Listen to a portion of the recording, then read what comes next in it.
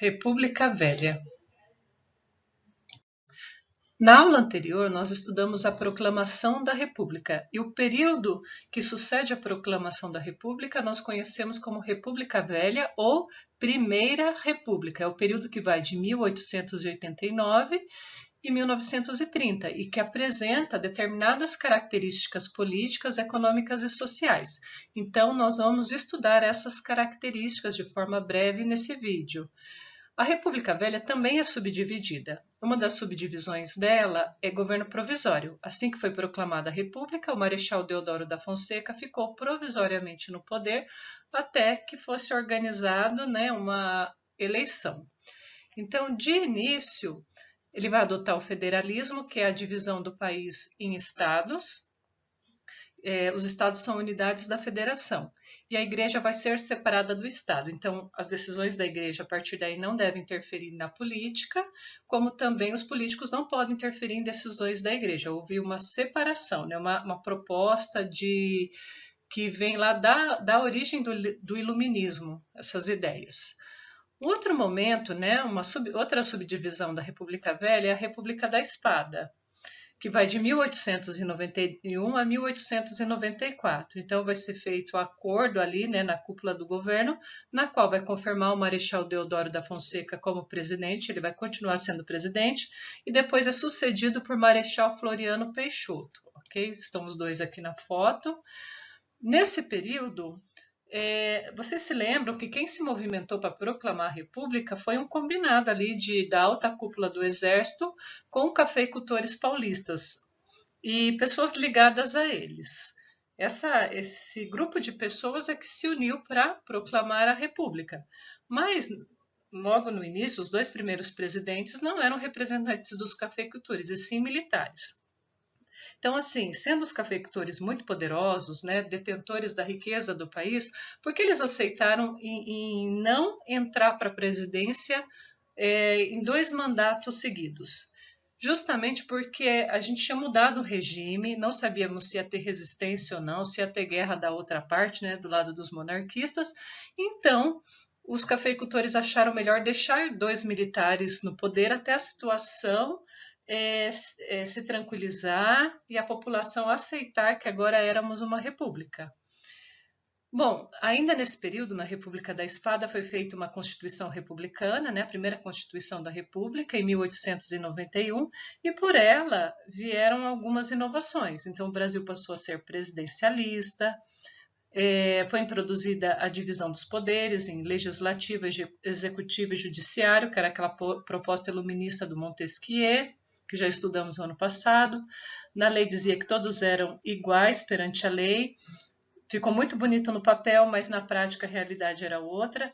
Os primeiros anos da República mostram muita desigualdade social, muito preconceito, racismo, falta de oportunidades, que vamos ver mais à frente.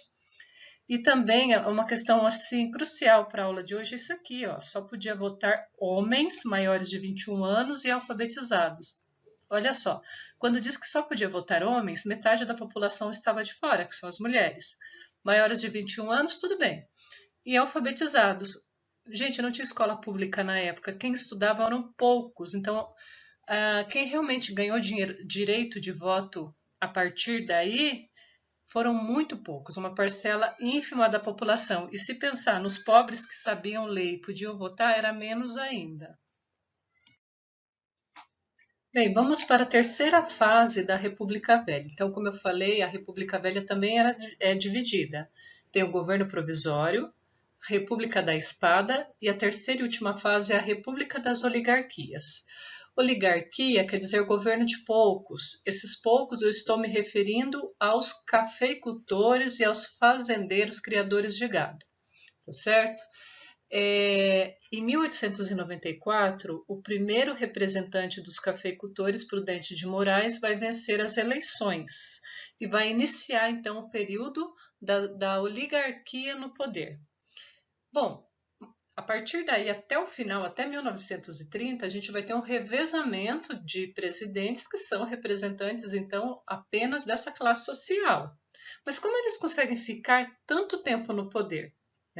Como essa classe social dos fazendeiros consegue eleger presidentes em todos as eleições.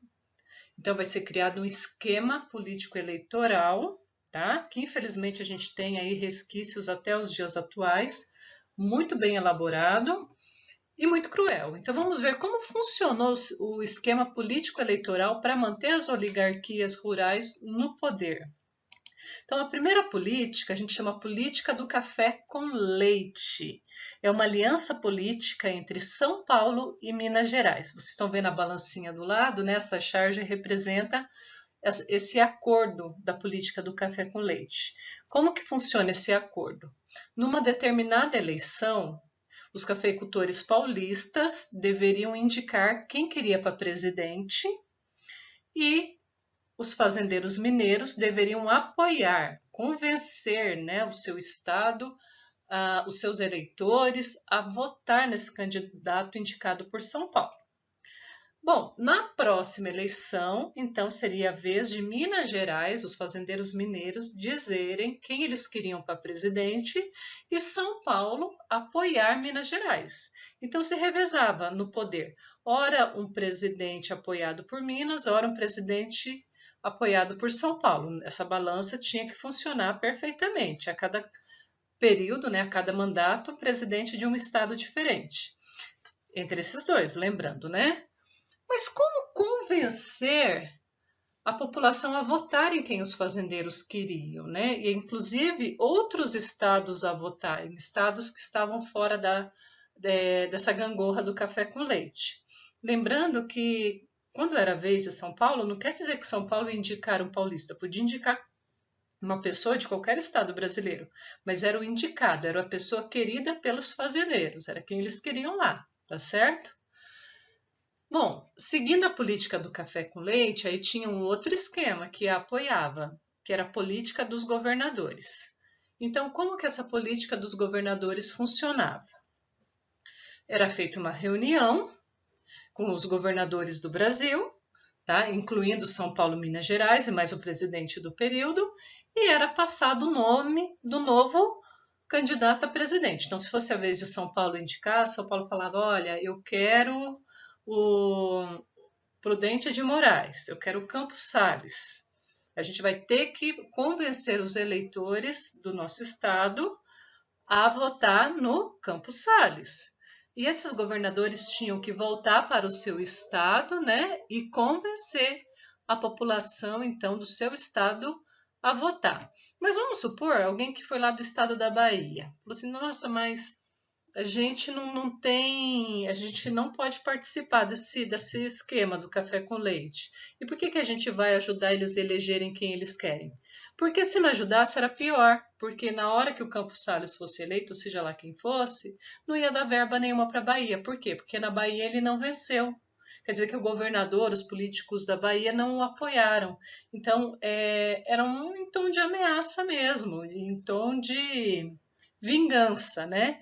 Então, a política dos governadores funcionava assim. Então, eles participavam dessas reuniões onde era dito quem deveria ser o próximo presidente, eles deveriam voltar para o seu estado e convencer a população do seu estado a votar em quem os fazendeiros queriam. Aí, chegando nos estados, como que o governador convencia? Aí entrava em prática a política mais característica do período, que era o coronelismo. Como que funcionava o coronelismo, né? Então era um esquema político eleitoral que funcionava da seguinte maneira: os fazendeiros, os grandes fazendeiros, aqueles que dominavam a sua região, ganhavam do governo o título de coronel, que é um título do exército. Então eles passavam a ser coronéis e ter autoridade policial, podiam até mandar prender as pessoas. A maior parte da população vivia no campo. Então, cada fazendeiro ia participar da reunião com o governador, né, que lhe cedeu o título de coronel, e em troca queria algo, queria o voto. Então, os governadores falavam, vocês vão voltar para a região de vocês, para a cidade de vocês, para a fazenda de vocês, e no dia da eleição eu quero que o Campos Salles vença. Então, vocês vão convencer os seus empregados, né, a população da cidade aí onde vocês vivem a votar no Campos Salles. E como que eles conseguiam fazer isso, né? Como os coronéis conseguiam convencer alguém a votar em alguém? Isso acontecia, gente, porque o voto, ele não era secreto igual é hoje, que você vai lá na urna e ninguém sabe em quem você votou. O voto era aberto, todo mundo via em quem você votava. O coronel colocava um capanga lá na sessão eleitoral para saber em quem o seu empregado ia votar, entendeu? E, e se a pessoa não votasse, né? Então, dentro do coronelismo, você tem o voto de cabresto. O que seria o voto de cabresto, né? Essa imagem representa, ó, aqui é o político, né, o coronel, seja lá, né, quem for, e o povo é como um burro com cabresto. Cabresto é essa parte aqui, tá? Aqui, ó, essa parte é o cabresto que controla o animal. Então, o político que está controlando o eleitor, dizendo em quem ele tem que votar. E ele fazia isso por meio do voto de cabresto, ou então por meio do clientelismo. Eu vou explicar esses dois esquemas que fazem parte do coronelismo. O voto de cabresto é o voto forçado. Você coloca o capanga lá, você vai ver se você votou ou não na pessoa que o coronel queria. Se você não votasse, você poderia sofrer agressões físicas, você poderia sofrer demissão, a sua família da fazenda, tá certo? Ameaça de morte. Então era um voto forçado.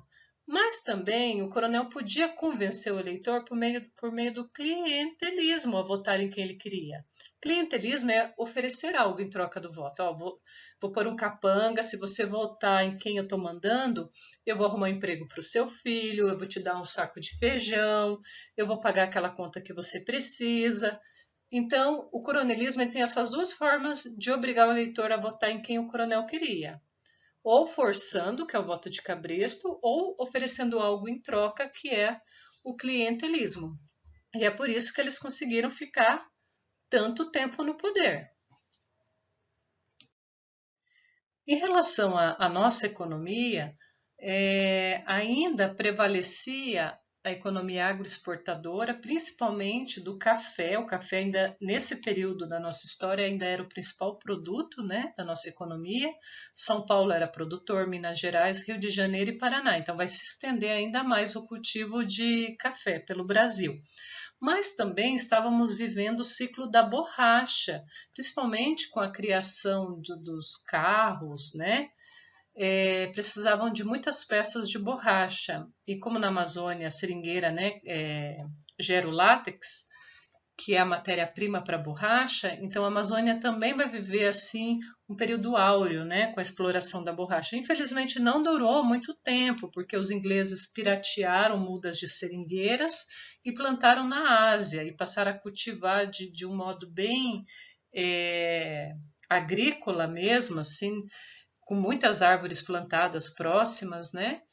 E acabou gerando muita concorrência para a Amazônia. Então, começou a ter concorrência, o preço do produto caiu, mas também vivenciamos esse ciclo aí no começo da República. A Bahia também tinha o cacau, né, que era um produto de exportação. Já nas cidades, a gente tinha indústrias têxteis, de sapato, de chapéu, fumo, alimentos e bebidas. A gente não tinha indústrias de base, metalúrgicas, siderúrgicas, porque lembra que a Inglaterra não permitia concorrência para essa indústria pesada. E para ela comprar o nosso café, né, lembrando que são os fazendeiros no poder, eles vão continuar fazendo acordos com a Inglaterra. Então, assim, comprando o nosso café, a gente aceita o acordo que vocês quiserem. E isso atrasou demais a nossa indústria.